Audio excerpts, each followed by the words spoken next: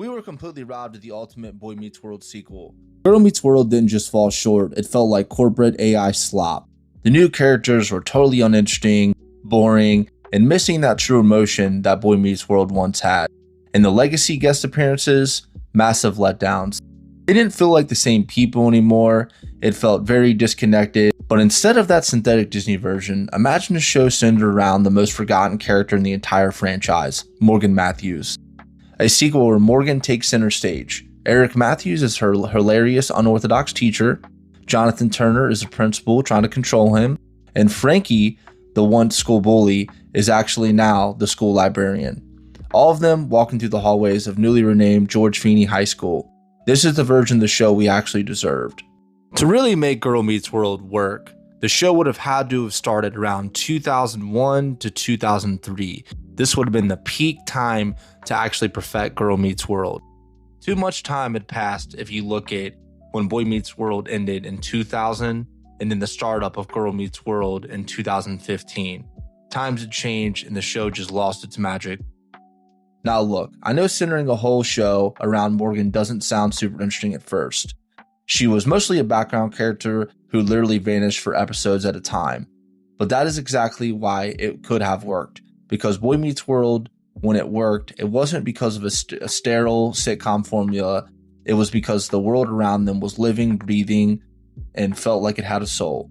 The school, family, and neighbors, they all bled into each other. Feeny wasn't just a teacher, he lived next door. Turner wasn't just an authority figure, he took Sean in. Every single character felt connected to the heartbeat of the show. Girl Meets World took those classic pieces and locked them in isolated corporate boxes. The new kids lived in a sterile Disney vacuum completely disconnected from the true grit and heart of the original universe. The second you replace organic chemistry with corporate slop, the magic dies. You aren't watching a continuation anymore, just an awful reboot. So how do you fix it?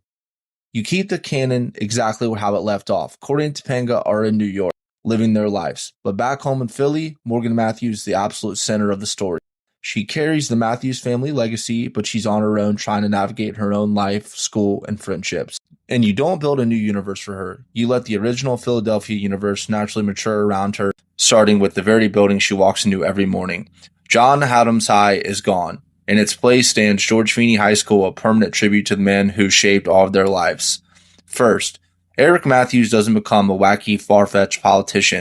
He stays in Philly and becomes a teacher at George Feeny High. He's not completely unstable or mindless anymore. He's actually matured, but he is still fiercely unorthodox and hilariously unpredictable. He becomes the ultimate mentor to his little sister using bizarre, creative, Feeny-style teaching methods that look like pure chaos from the outside, but somehow make perfect sense to the students. Second, Mr. Turner isn't just a forgotten memory who shows up for one episode. He is the principal of Feeny High. Imagine the dynamic of Principal Turner trying to run a school dedicated to his own former mentor while dealing with Eric Matthews as a staff member, completely losing his mind while Eric uses his teaching methods that look ridiculous but somehow create incredible results. And to make the school actually feel alive, you look down the hall at the library. Frankie, the massive former bully who was secretly possessed the soul of a poet, is the school librarian. Imagine a 6'5" intimidating Frankie fiercely protecting the quiet zone, crying over classic literature, and giving Morgan surprisingly deep, poetic life advice when she's hiding out between classes. The sad reality is, Girl Meets World will always be a missed opportunity. It's hard to say even if my idea would have been successful, even if the timing was just right.